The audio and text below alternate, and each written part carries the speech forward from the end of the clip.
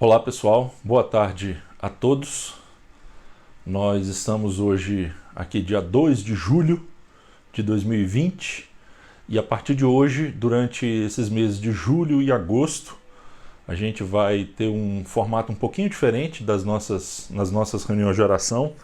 A gente vai ter apenas uma devocional que eu vou estar gravando e colocando para vocês toda quinta-feira às 7 horas da noite, horário aqui de Calgary, 10 horas, horário do Brasil. E a gente vai gravar uma devocional de mais ou menos 20, talvez entre 20 e 30 minutos. E durante o verão a gente não vai ter o nosso tempo de louvor.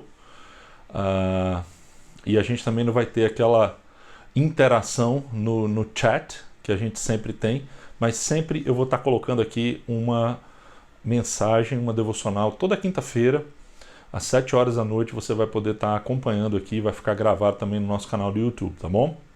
Então, eu gostaria de continuar a série que a gente tem conversado sobre a oração que Jesus ensinou, uma série baseada na oração do Pai Nosso, na oração que Jesus ensinou em Mateus capítulo 6, a gente já tem conversado sobre isso há 3 semanas, essa é a 4ª semana que a gente está conversando sobre esse texto tão importante, onde Jesus nos ensina a orar. E hoje eu gostaria de refletir um pouquinho sobre a sentença nessa oração que diz: perdoa as nossas dívidas, assim como nós temos perdoado os nossos devedores. Essa é a oração que Jesus ensinou. Nós já falamos sobre o contexto dessa oração. Jesus está ensinando no Sermão do Monte sobre a oração. Vimos que ele disse que a atitude que a gente tem na oração é muito importante. A gente não deve ter uma atitude como a dos religiosos, hipócritas, fariseus, que oravam para se exibir. Oração não é teatro. A gente não ora para as pessoas. Também vimos aqui a orientação dele de não orarmos como os gentios, os pagãos que não conheciam a Deus e que acreditavam que por muito falar, repetindo várias vezes as mesmas coisas, eles seriam ouvidos. Jesus enfatiza que Deus já nos conhece plenamente, a oração não tem o objetivo de informar Deus, mas de dialogar com Deus. E então ele coloca dizendo, olha, orem da seguinte forma: Pai nosso que estás no céu. A gente conversou sobre essa informação, sobre essa dualidade que existe aqui, quando ele fala Pai e ao mesmo tempo que estás no céu. Então o Pai traz a imagem da proximidade, aquele que está próximo, junto, íntimo, e que estás no céu dá a entender a ideia de soberania, de transcendência, de mistério. Já falamos também sobre a oração quando Jesus começa dizendo: santificado seja o teu nome, venha o teu reino, seja feita a tua vontade. E a gente viu que a oração é uma forma de nos engajarmos naquilo que é de Deus, no nome de Deus, no reino de Deus, na vontade de Deus, não apenas para falar sobre o que é nosso. E aí a gente viu também que a partir do versículo 11 ele muda do teu para o nosso. E aí ele fala: dá-nos hoje o pão para este dia, o nosso pão de cada dia. Então ele está falando do nosso pão. E isso, como a gente viu semana passada, tem a ver com as nossas necessidades materiais. Deus é aquele que supre, é o provedor de tudo aquilo que nós precisamos nesse mundo para viver. E agora ele fala aqui: perdoa as nossas dívidas, assim como perdoamos os nossos devedores. É evidente que essa oração não é a oração de Jesus, embora tenha sido a oração que Jesus ensinou, mas ele ensinou para que nós orássemos, porque não faria sentido o próprio Jesus orar dizendo: perdoa as nossas dívidas, já que ele não tinha nenhuma dívida com o Pai para ser perdoado. Jesus viveu uma vida perfeita, sem pecado. Então essa é a oração que nós devemos fazer. Quando Jesus está dizendo então que nós devemos orar assim, ele está basicamente aqui trazendo a realidade do nosso pecado. Quando nós temos essa expressão, perdoa as nossas dívidas, nós podemos entender que nós devemos orar, sim, constantemente a Deus, ao Pai, para que Ele nos perdoe. E se é assim, isso é porque nós somos pecadores. Ou seja, a realidade da nossa condição de pecadores aparece de maneira muito clara aqui nessa sentença. O próprio João, na sua primeira carta, diz que se nós afirmarmos que não temos pecado, nós enganamos a nós mesmos e a verdade não está em nós. Ou seja, muitas vezes essa ideia de que nós somos pecadores não é uma ideia muito politicamente correta nos dias de hoje. É muito mais fácil a gente negar o pecado, ou então a gente justificar o pecado, tentar encontrar alguma razão que justifique, que legitime o pecado, ou ainda, o que é mais comum nos dias de hoje é um processo de vitimização. É de tentar mostrar que a nossa atitude errada, na verdade, não é culpa nossa. Nós somos vítimas da sociedade, somos vítimas de um trauma da infância, dos nossos pais, somos vítimas do nosso chefe lá no trabalho, enfim, nós somos vítimas. E enquanto a gente tem essa perspectiva de que nós somos vítimas, a gente não está apto para reconhecer a culpa real que existe por conta do nosso pecado. O pecado é real. A culpa é real. Não se trata de uma imaginação, de uma construção social, de um processo de simplesmente religiosidade, não. Nós somos culpados diante de Deus e Jesus veio a esse mundo para morrer em nosso lugar e para nos dar a vida eterna, para nos perdoar os nossos pecados. Mas quando Jesus fala que perdoa as nossas dívidas, ele nos ensina a orar dessa forma. É muito interessante que ele coloca de uma forma muito clara uma relação de reciprocidade que existe entre a nossa condição de pecador diante de Deus, a nossa relação com Deus e a relação das outras pessoas conosco. Porque ele diz, perdoa as nossas dívidas, assim como nós temos perdoado os nossos devedores. O que nós temos aqui é mais ou menos aquilo que João vai escrever também na sua primeira carta, quando ele diz que aquele que ama a Deus, ame também o seu irmão. Porque nós não podemos amar a Deus a quem não vemos, se nós não amamos o irmão a quem vemos. Então é esse o sentido que nós temos aqui. Existe uma relação de reciprocidade entre a nossa relação com Deus e a relação que nós temos com os nossos irmãos. Como que nós podemos esperar que Deus nos perdoe se nós não temos a disposição de perdoar as ofensas que as outras pessoas nos fazem? Essa é uma pergunta que todos nós deveríamos fazer.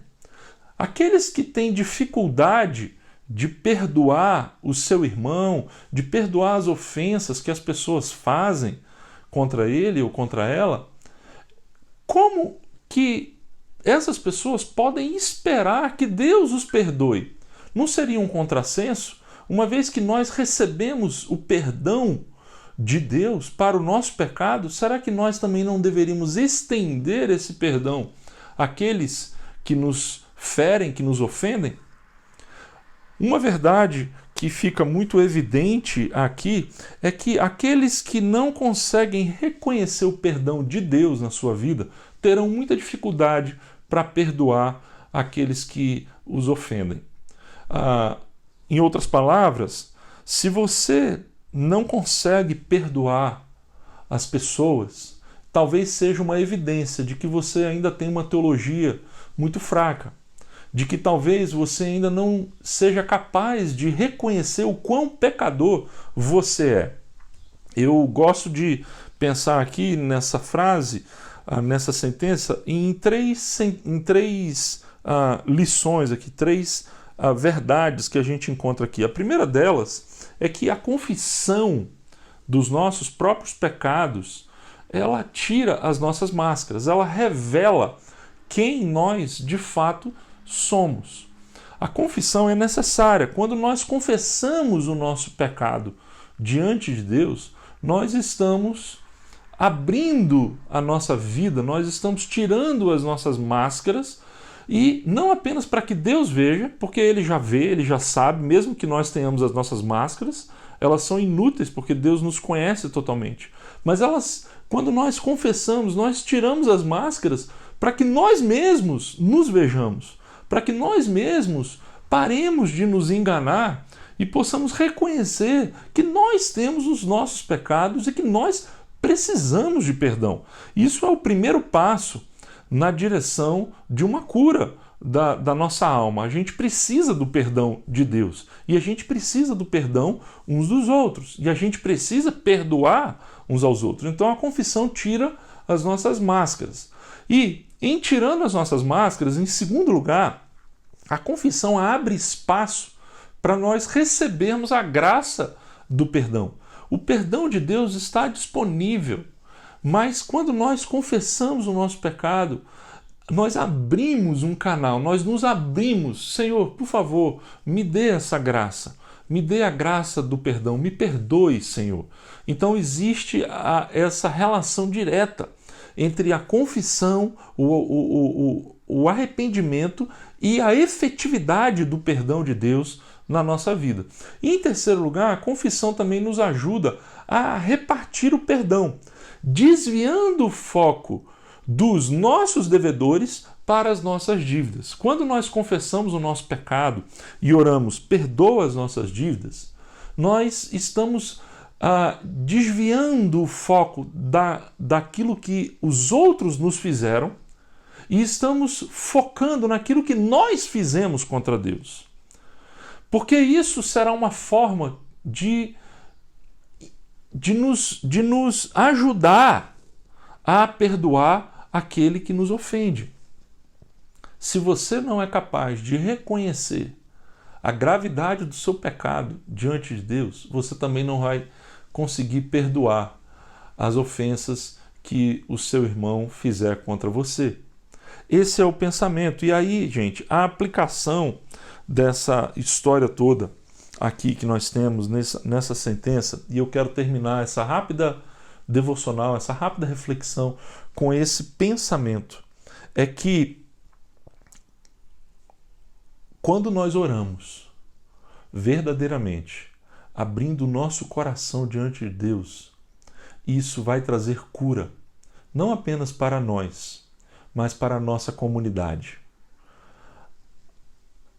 A oração é o meio não apenas individual de nós podermos ter um diálogo com Deus, mas é um meio pelo qual nós vivemos em comunidade. A oração é sim a oração do quarto secreto, como nós vemos aqui, mas a oração ela transborda em direção à comunidade. A oração transborda em direção àqueles que nos cercam. Da mesma forma que nós falamos na semana passada que o pão que Deus nos dá é o nosso pão, não é o meu pão, e isso me faz olhar para o outro. Da mesma maneira aqui, quando Deus nos perdoa as nossas dívidas, nós também devemos perdoar os nossos devedores. É uma consequência direta. Deus nos perdoa e nós estendemos o perdão na direção dos outros. Eu quero perguntar então a você hoje, existe alguém que te ofendeu? Existe alguém que você precisa estender o perdão que você recebeu de Deus, transbordar esse perdão? Às vezes alguém que te magoou, alguém que te feriu, ou alguém que falou algo que você não gostou, alguém que te fez um mal.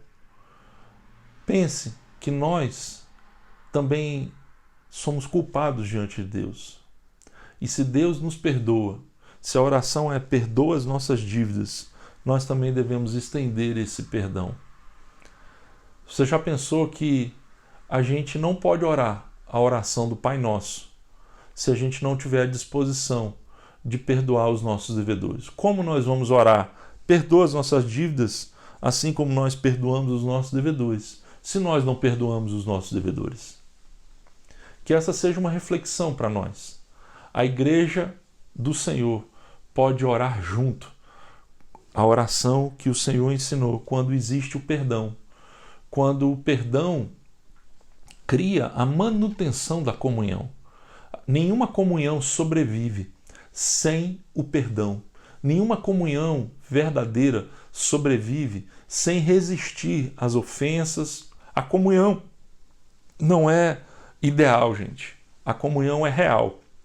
E o real é que nós, eu e você, somos pecadores. Eu e você falhamos. Eu e você vamos pisar na bola, vamos decepcionar.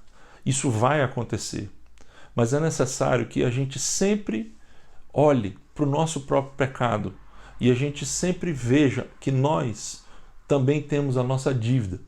E se nós temos uma dívida que Deus nos perdoa, nós também devemos perdoar uns aos outros. Pense então naquela pessoa, ou naquelas pessoas, ou na própria igreja como um todo, pessoas com quem você de alguma forma talvez tenha algum ressentimento.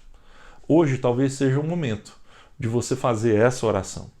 E ao fazer essa oração, você possa liberar o perdão na vida daquelas pessoas que de alguma forma te ofenderam e gerar cura, e gerar restauração, restaurar a comunhão perdida por causa do pecado, da culpa e da ofensa. Que Deus te abençoe. Essa é a nossa reflexão de hoje na oração que o Senhor Jesus ensinou. Na próxima quinta-feira a gente vai conversar sobre a última parte da oração do Senhor, quando ele diz: e não nos deixes cair em tentação, mas livra-nos do mal. Vamos falar sobre isso na semana que vem. Queria fazer uma oração com você e encerrar a nossa reflexão de hoje. Senhor, nós não temos palavras para agradecer o perdão que nós recebemos de Ti.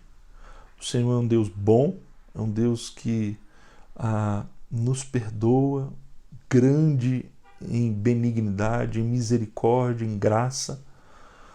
E todos os dias, Pai, nós temos pecado. E o Senhor tem perdoado as nossas dívidas, restaurado a comunhão. E eu te peço que o Senhor nos ajude, Pai, a abrir os olhos e a perdoar aqueles que nos ofendem. Que o Senhor não deixe o nosso coração se encher da semente da amargura ou do ressentimento. Eu te peço, Pai, que hoje, aqueles que estão nos ouvindo aqui, se há algum ressentimento, se há alguma amargura em relação a alguém que ofendeu, que feriu, que magoou, que decepcionou, que hoje, Pai, ao fazermos essa oração, nós tenhamos a coragem, a disposição de estender o perdão que recebemos na direção daqueles que nos ofenderam.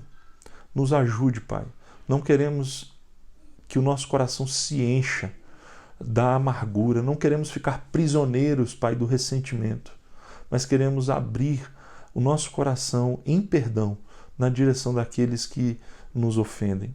E assim, Pai, que o Senhor nos ajude a orar com sinceridade a oração que o Senhor nos ensinou, dizendo: perdoa as nossas dívidas, assim como nós, de fato, temos perdoado aqueles que são os nossos devedores.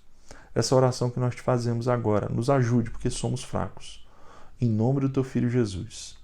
Amém. Deus te abençoe. A gente se vê na próxima quinta-feira, na próxima reflexão aqui em português dos cristãos brasileiros em Calgary. Um abraço.